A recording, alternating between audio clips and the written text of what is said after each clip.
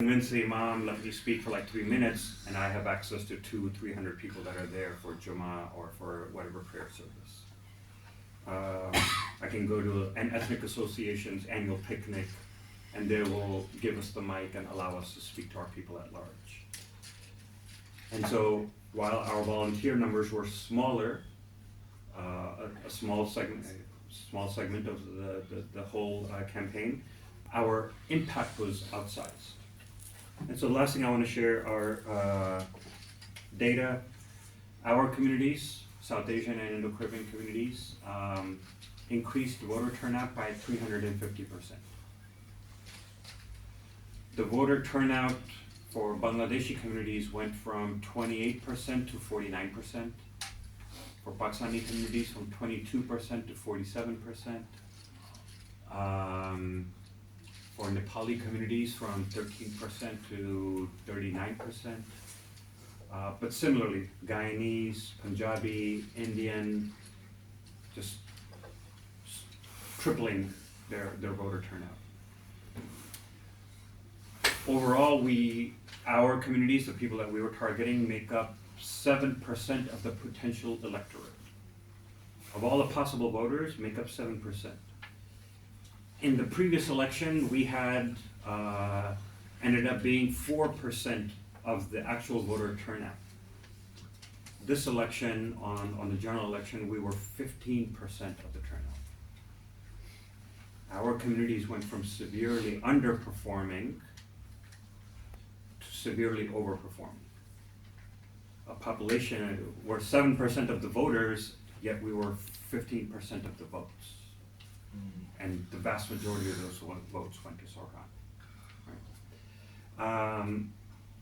And you know, like, we're not alone. Like, there was other organizations that worked with us too, but we had the most robust operation, and we were the only ones that endorsed from day one. But along the way, we brought in a lot of these other community institutions. And then maybe actually the last thing I do want to add is, moving forward, what do we see our work? One component, because we don't have a left political party, usually the left political party holds the role of figuring out what's happening in governance, what's happening in the trade unions, what's happening with the indigenous people, what's happening with the black people, what's happening with the women's wing. How do we coordinate and consolidate all of these things, synthesize them together? We don't have a left party to do that. And so we have to do that kind of from scratch as movements along with the administration. And so part of our work will be between movement and the administration, what we're calling co-governance, working together to make decisions and strategizing together so that we understand what are the challenges they face on the inside. They understand what we're seeing and hearing on the outside, and then we work together. Okay, we want to pass this bill, how do we maneuver it? What should be the response to this question being asked? What should be the position on this thing or that? Then there's a component of work which is between movements and communities. It's not enough that we got somebody elected. These are not divinely inspired figures, right? No wahi, no ilham, no revelation is coming down upon them. And so we have to work to support them. But then we also have to keep the community engaged, right? It's not that we just got somebody elected and they will do everything. The community has to both work with them, but also pressure them. And the analogy I use is, if somebody's coming and pushing Somaya from that side, I could say, Somaya's our person. She'll hold on. She'll deal with the pressure. In reality, that it doesn't work that way. He's going to keep pressuring and she'll keep moving in this way. I have to be able to push her back. At the minimum, it gives her an excuse to say, hey, they're pushing me. You see, they show up to my office every 2 weeks. I can't listen to you, I have to listen to them. But when we don't do that, when we say, oh, we got our person in, they'll take care of things, that's the trap that they fall into, right? And so we have to keep our communities engaged. We also know that there's going to be propaganda against him on every level, from the billionaires, from the Zionists, from the right wing, and from the centrists of the Democratic Party. And between the four of them, they're going to pretty much total control of media.